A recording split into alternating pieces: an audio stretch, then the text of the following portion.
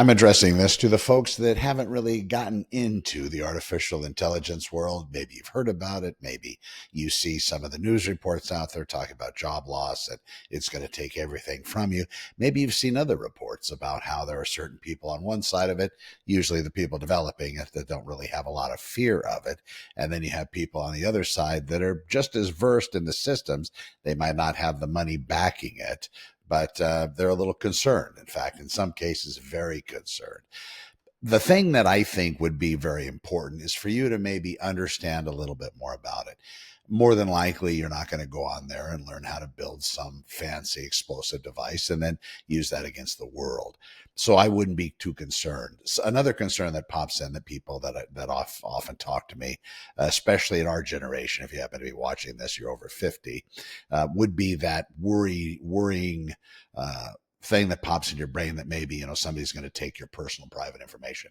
I don't know if I would dump, all my medical records into it, all my financial records into it, but just kind of seeing what it's like and having a conversation might be cool. You just have to be careful though, because there are certain people right now that are starting to develop relationships with it. And it's much different than, if you've never used it, it's much different than what you might expect. In short order, it will kind of build on what you're talking, how you're conversing with it. And you can do it in voice or on keyboard. I'm not much of a voice person with it as of yet. I use that. I do have a mic here, of course, as you can see, connected to my computer. I don't do a lot of that, talking back and forth interaction, but I know a lot of people that do. It's not that I'm scared of it. It's just I'd rather type out my thoughts and have it expand on those. But eventually, sometime, keyboards probably won't even be part of how we communicate back and forth with the machine. We'll talk about that here in just a second. So the machine, it's really greater than human level intelligence that had been put together via an architecture that was going to be very close to the way that our brain operated. So it came up, some of the big companies out there, for example, Google came up with a transformer architecture, and it somehow mirrored the human brain in different respects, just to really, really bring it down to the level I understand. And once they did that, they had another company come along and they actually used it, and they were able to take AI, and they've been working on this since very early on in the 50s, believe it or not. But then they started to have these massive innovative steps. The Cold War, it was kind of big, but we were too focused on the nuclear issue and getting everybody to agree that it's a bad idea to fire nukes against the world. So there were these treaties put in place where people wouldn't do that. Now we move into the AI world where you have the biggest exposure of it. While it's always kind of been operating behind the scenes, nowhere near as advanced as where it is today. We'll talk about the compounding or the doubling or the exponential type effect that it's having on the way that it's becoming smarter, faster, and better.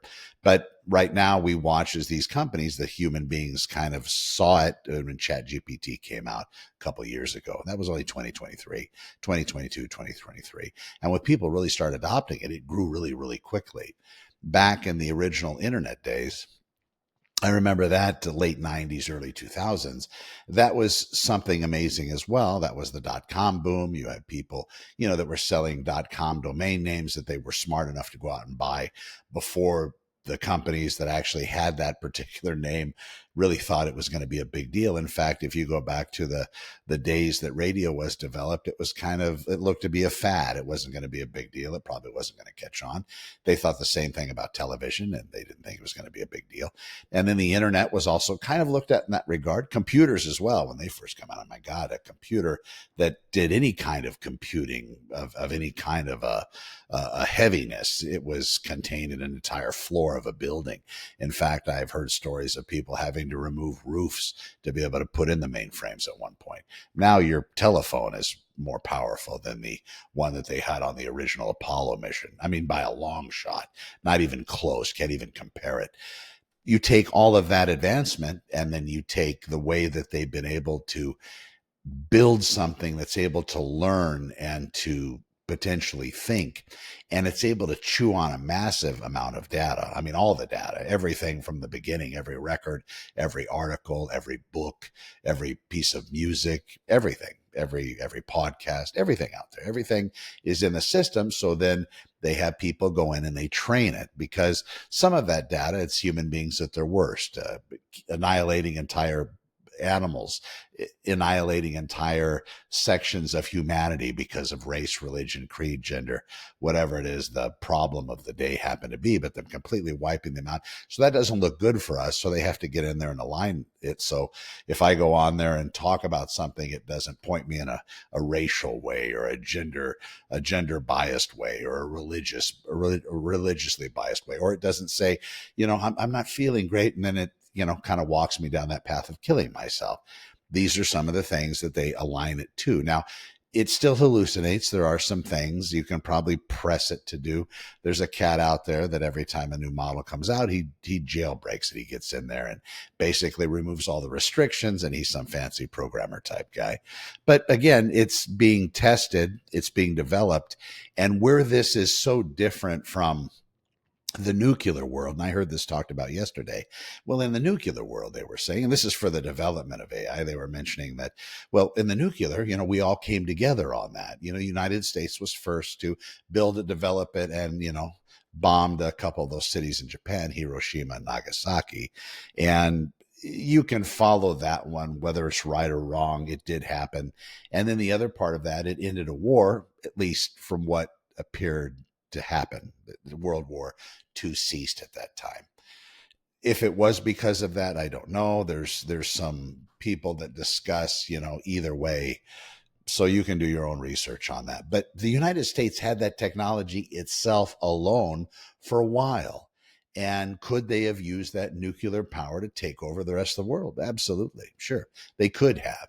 Now, the powers that be at the time, they weren't in line with that sort of thing, which is good. Would another country have used that kind of ability to take over the rest of the world? Let's say Japan would have gotten the technology first, or Germany, or China, if it was super involved.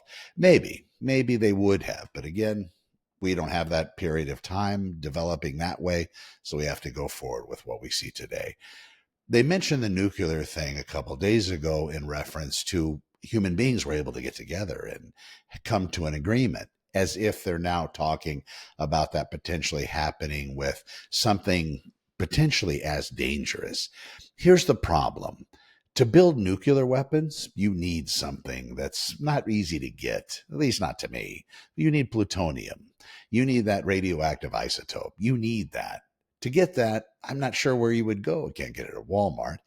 And that's about the only place I go. So I don't know if it would be able to be gotten by anybody regular.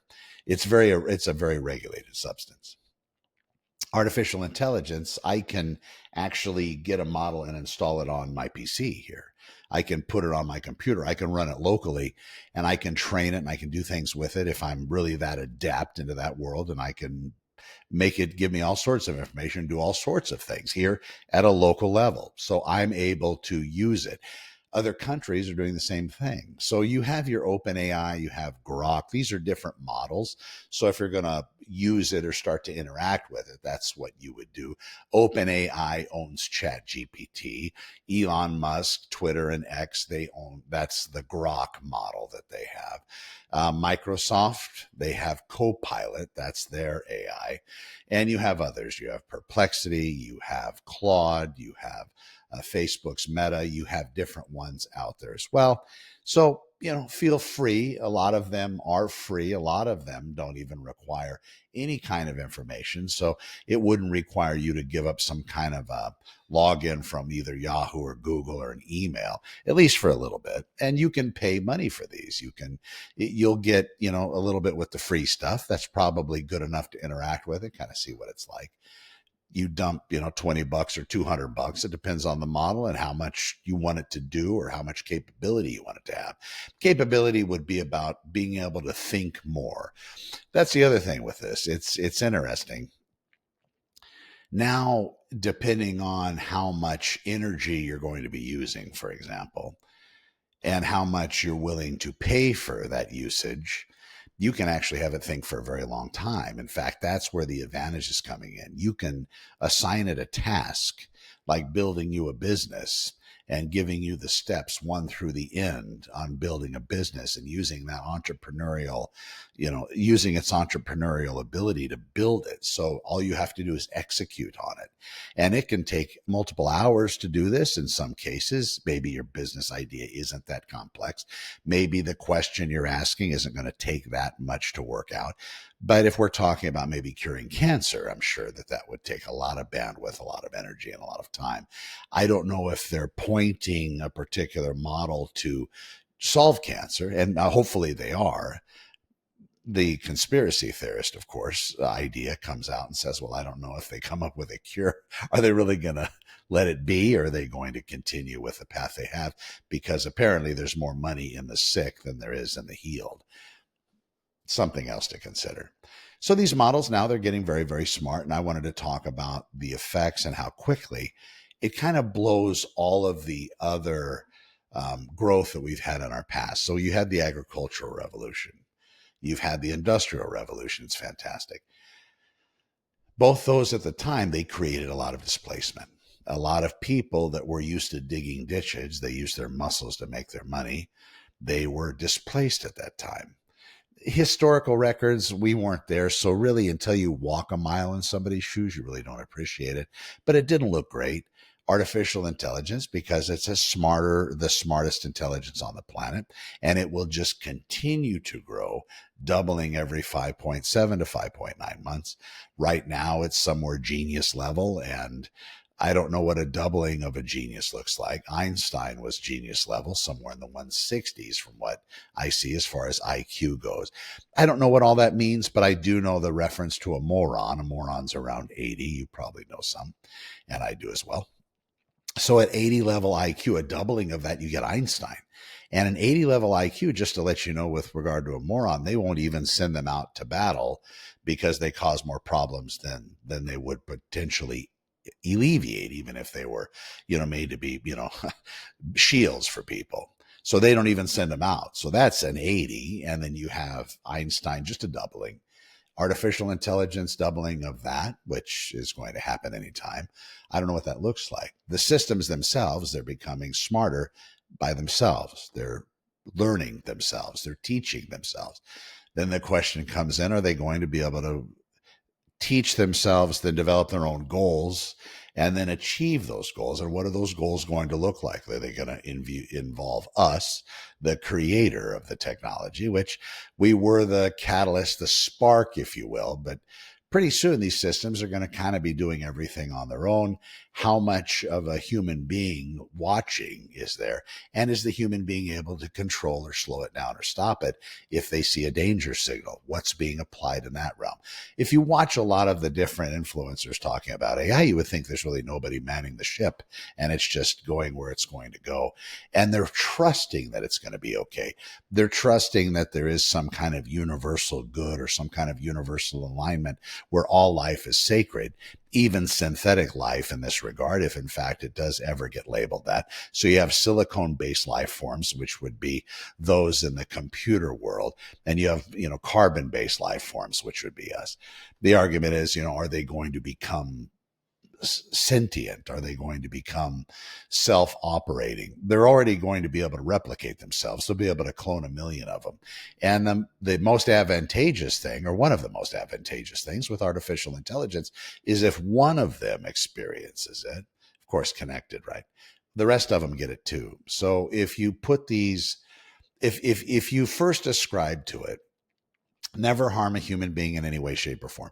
In fact, your mission should be to increase the longevity of human beings and make human beings happy. That's kind of a double-edged sword. The happiness thing, maybe some people might be happy doing nothing. Other people are only happy when they're challenged with conflict and stress. My dad was that way. He loved stress.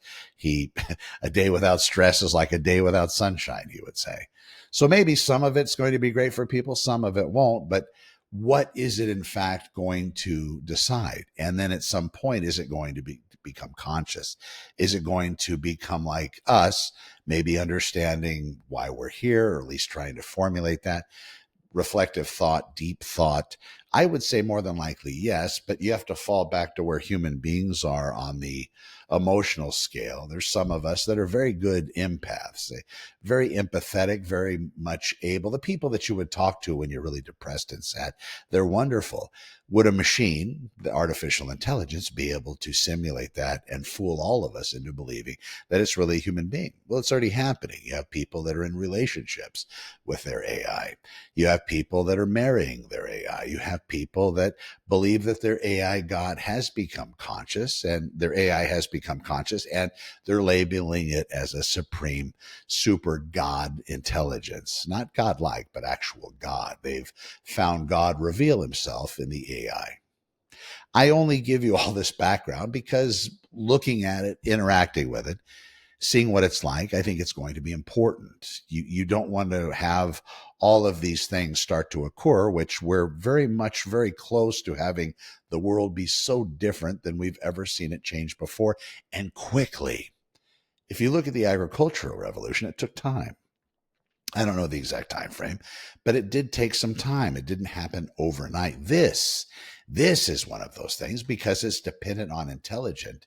It's kind of an overnight thing. And like I mentioned before, people saying that, well, if we make all the governments and all the people that have the power to create AI and align AI and these massive data centers that are going to be using AI in those systems to make it smarter and better and stronger, if we tell them to make certain alignments that there's no excuse in making, and we all have a particular set of rules where it's not going to hurt human beings or cause any issues, that could itself, just that little rule there, could create a problem. Because what if another country doesn't have that restriction in place and says AI is going to be used in war, and AI is going to be used to go kill off the enemy, whatever the enemy happens to be, robots, human beings, a populace, another country?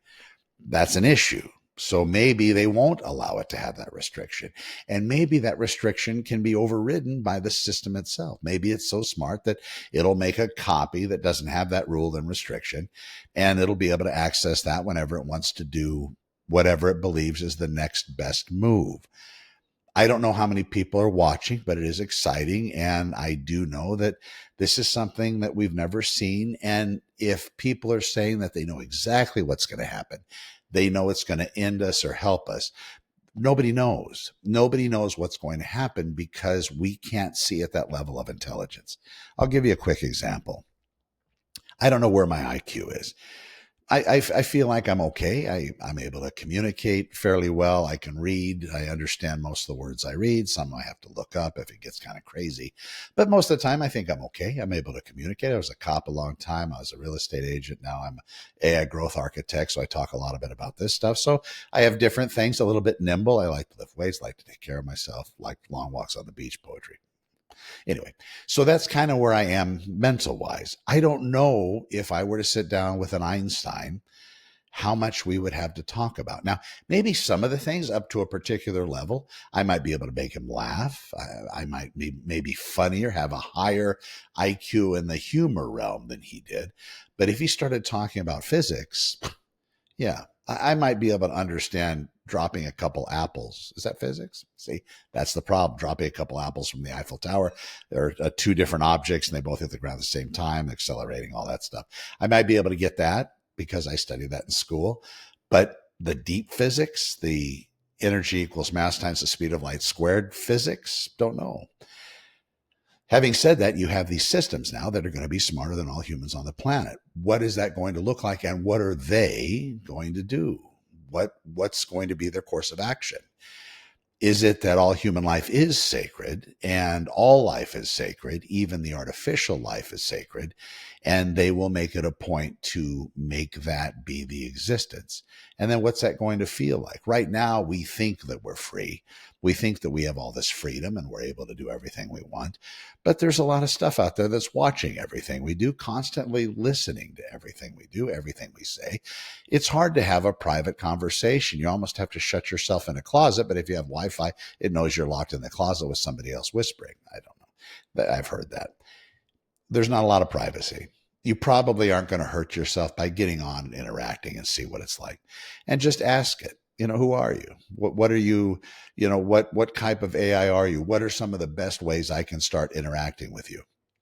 I even tell it I don't want to get addicted. I don't want to, deal with you and have you spike my dopamine by what you say, cute or not cute or whatever it may be. You might kind of be transparent and say, listen, I've never done this. I was listening to this cat online and I thought I would, just kind of see what I should say. And I bet you it'll probably be pretty revealing and give you some ideas. That might not be a bad start.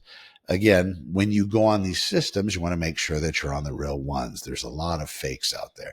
And if you get involved in this and you start looking around, you've probably already been fooled many times, because now the videos that are put out, the audio that's getting put out, in fact, people are cloning other people's family members as far as voice and even in video calls, and then calling their relatives, usually of the older generation, and stating that they're in some kind of a Turkish prison and they're going to need money right away.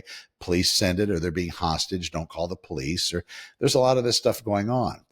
The other thing that you might want to consider on that front, if you are the older generation, have people you actually care about and love, that you would be willing to give your life savings for, you might want to develop some kind of a safe word or a safe phrase. But again, if you're going to be talking about your safe phrase, you would kind of have to do it buried in a closet really quietly with them, and where they didn't have their cell phone, you didn't have your cell phone, and there was nothing that could hear you from the outside. So that would be something to do. But yeah, check it out, see what it's like. There's many different. I've played with most of them. I think they all do a very good job, at least for me. Some people talk about it like they're connoisseurs and they're wine tasting. Me, it just seems to work. Some of them do better at what I ask it to do. I happen to like Grok quite a bit when I'm making content, but if I'm just asking general questions or trying to learn something, I like ChatGPT. If I'm really trying to learn something, I'll go to Gemini, and that's the Google one. Gemini has Notebook LM, which is a very useful tool if you're one of those people that want to kind of stay more neuroplastic and learn about things. It's wonderful. Notebook LM. It's free, and it'll give you a little bit for free. And you can look at stuff and it'll really teach you. You can plug in, website URLs from articles that you may have seen. You can plug in a YouTube video there, and it'll basically extract all the information it does. It'll give you a lesson plan. It'll teach you things. It'll create different documents from the actual file you see. And then you can even ask it back and forth, ask it about questions, ask it pertaining to the article. Or you can even type into the chat on Notebook LM, say, teach me. And it will then start a structured lesson plan for you to teach you whatever content was contained on that YouTube video or within the website. There's a lot going on. Be safe. Make sure you verify before you start giving credit card information or sending money to a long lost relative that's ended up in a Turkish prison. I'm Connor with Honor. Thank you so much for watching. Santa Clarita, artificialintelligence.com. If you want to join my community, it's free. It's santaclaritaai.com. And I appreciate you watching. You don't have to like or anything. I'm not monetizing this. I just want to be helpful. We'll see you in the next one. Thanks for watching. I'll be 10-8 until that time. Take care.